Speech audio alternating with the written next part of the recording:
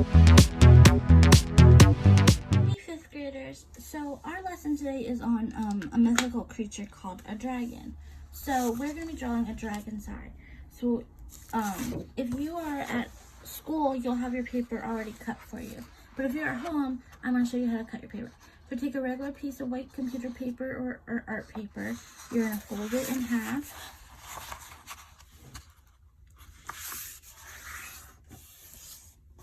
Try to use your nail, if you have a nail, or some kind of object to get your paper to be edge to be really smoothed out. It's really helpful for you to do that, because I'm not going to use scissors because not everybody has scissors at home.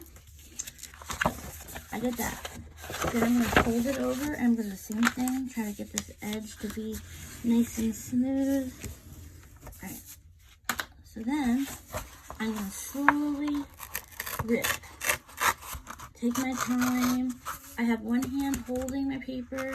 The other hand is slowly ripping. There. That was really good. I'm actually really impressed with myself on how well I did that time. Alright. So then I still want a square. So I'm going to use this paper. I'm going to fold this edge over. And make sure I'm getting a nice point. So it's going to be like a triangle. Alright. So then I have this extra piece. And if I have scissors, I could just cut it. But not everybody has scissors. So I'm going to fold it.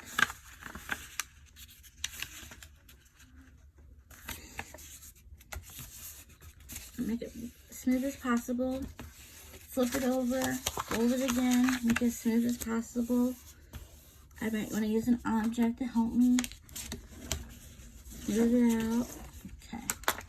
Then I'm going to tear. And just like before, I have my one hand on the paper and rip on the other side. Alright? So then I unfold it and I got a good square. It might not be perfect, but it's pretty close. Alright? We're going to be drawing a dragon's eye. The fifth grade, I lost my pencil. The fifth grade, where's my pencil? The fifth grade test that I give to some classes every year. So this year, I think it was Barnes and Carpenter and I think Bailey. They talk about in the test mythical creatures. So there's lots of mythical creatures out there. There's dragons and cyclops and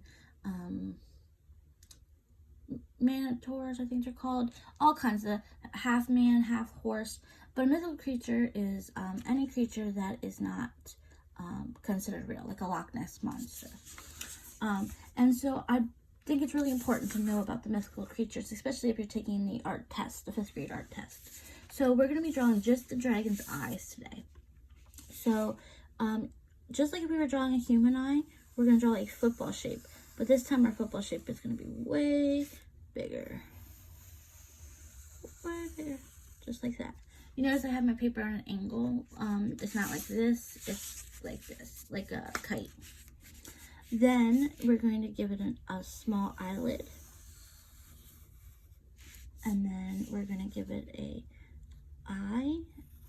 eyeball. The information that's inside the eye is completely up to you. Here's one example I did over here where I drew a star and like a moon shape and it was like supposed to be like space. So this one I'm gonna do like just a crazy starbursty looking inner eye, and I still want to add like a highlight, so a lot of circle, something like that. But whatever you put inside, that's totally up to you. All right. Then up here, we're gonna do this weird shape. I don't know what this shape is called. It's just weird. But you go up and you kind of like wiggle and you go down. You go up, you kind of wiggle and you go down. And I completely do that all the way around the eye.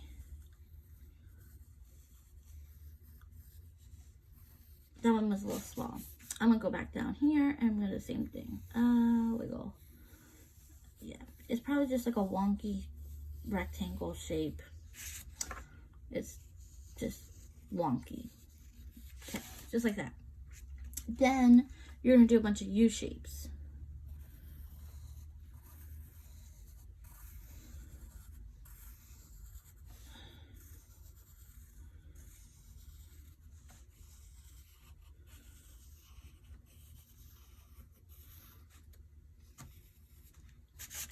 Now do the same thing up here.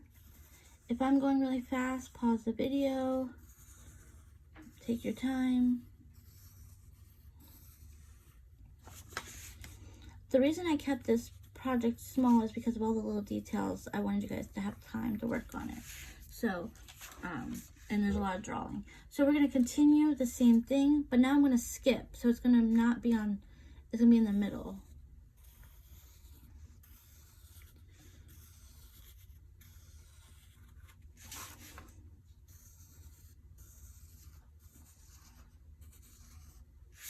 And then same thing up here.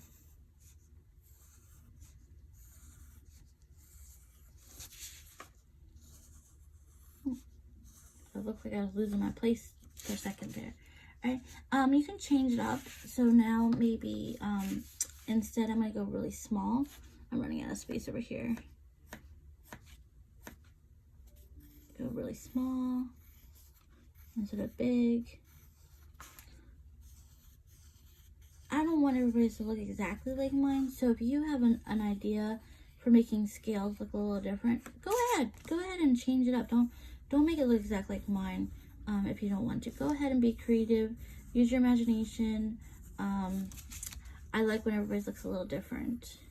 So then I might go back and make more of those wonky looking shapes. I always like those things. I might even finish it up with those.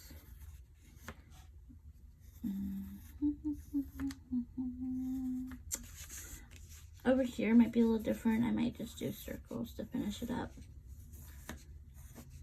Like that. And the same thing over here. And then up top, I'm going to probably go back to doing those wonky shapes.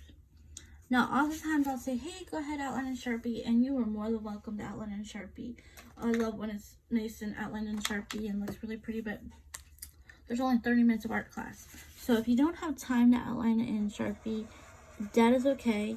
You can go ahead and color yours, but I do recommend at least trying to outline the major part of the eye.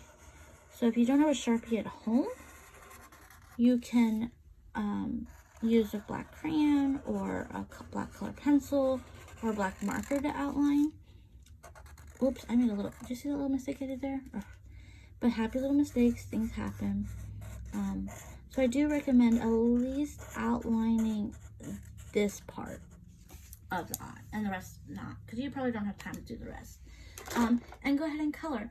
It would be really nice if I saw you guys using some of your coloring skills I've taught you before. So I'm going to show you one of those. So let's say I'm working on one of my scales, this one over here, and I want the middle part of my scale to be white. I'm going to go ahead with my white crayon, white colored pencil, make it white in the middle, and then I'm going to color the rest of it green. And you know where that white is, it'll stay light. That's one of the techniques I've taught you before with shading and coloring. You could even, if you don't want to use crayons, you could use your pencil, because I taught you how to shade with a pencil. I'm always losing my art supplies. Okay, so let's say instead you're like, I don't want to do this in crayon, I want to just shade it all in pencil. That's fine. Just remember our techniques. You're darker on the edges.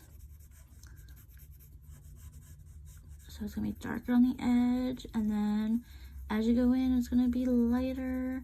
You're going to go really light, and almost to there where's like a white spot, and then you're going to try to blend it all. If you have a Q-tip, you'll blend. If you don't have a Q-tip, you just won't be able to blend that, but it'll still look nice. So there, I shaded that one in pencil. Another technique I taught you, let me do something other than green. I'll do blue and orange. So I'm gonna color my scale blue.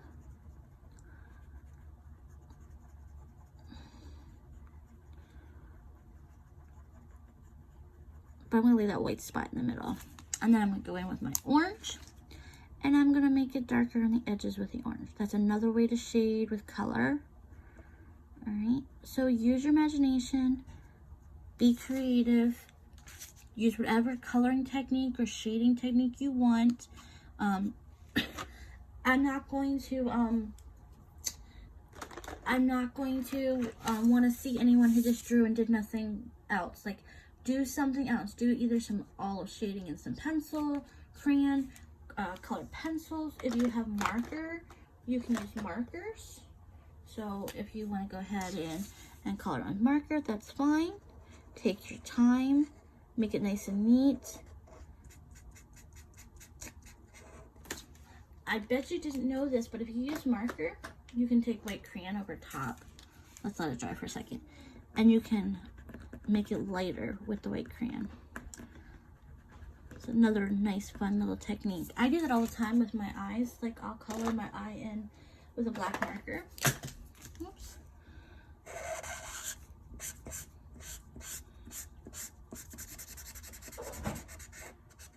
I'm trying to go really quick, guys, because I don't want to waste any of you guys' time in art class or at home. Because watching my video helps you learn, but also doing is really important. Having that time to do the art is so important. So if you go and color with markers, you don't have to not use crayons on top. Some crayons will pick up right on top of that marker. So, and you don't have to have your eye black. I just chose black. You can have a different color. And I'll have examples of dragon eyes for you guys to see too, for some inspiration. But remember, I love when you guys use your own ideas too. So, but here is, okay, so there I colored it really in black. Then if I take the white crayon, I can color right on top. Look at that. And it brings out like highlight and it lightens it up. Isn't that really cool? I love that. I love when you can play with different things. So I can't wait to see what you guys create, and I hope you have a lot of fun. Bye.